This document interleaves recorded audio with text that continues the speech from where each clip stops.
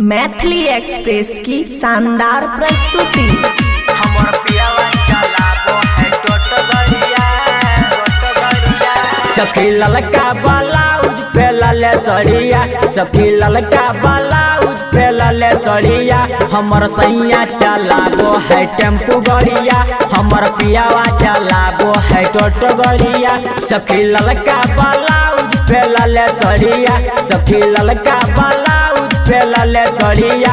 हमर सैया चलाबो है टेम्पू गड़िया, हमर पियावा चलाबो है टोटो गड़िया। खुशी रिकॉर्डिंग स्टूडियो बलुआहा। हमर पियावा चलाबो है टोटो गड़िया, टोटो गड़िया, टोटो गड़िया। रामगढ़ में सैया चलाबो है गड़िया, ओही से ले ले बैसल सके सड़िया। सुन गे है सखी, सुन गे है सखी। रामगढ़ में सैया चलाबो है गड़िया, ओही से ले ले बैसल सके सड़िया। पेन ले ले ले पायलिया, गे पेन ले ले पायलिया। हमर सैया चलाबो है टेम्पू गड़िया, हमर पियावा चलाबो है टोटो गड़िया।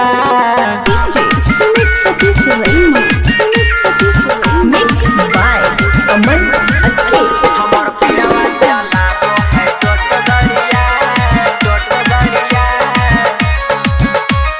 टोटो गड़िया।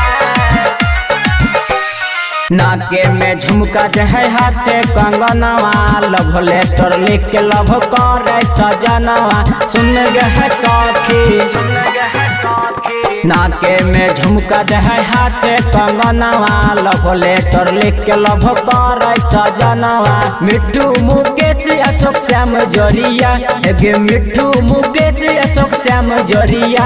हमर सैया चलाबो है टेम्पू गड़िया, हमर पियवा चलाबो है टोटो गड़िया। खुशी रिकॉर्डिंग स्टूडियो बलुआहा।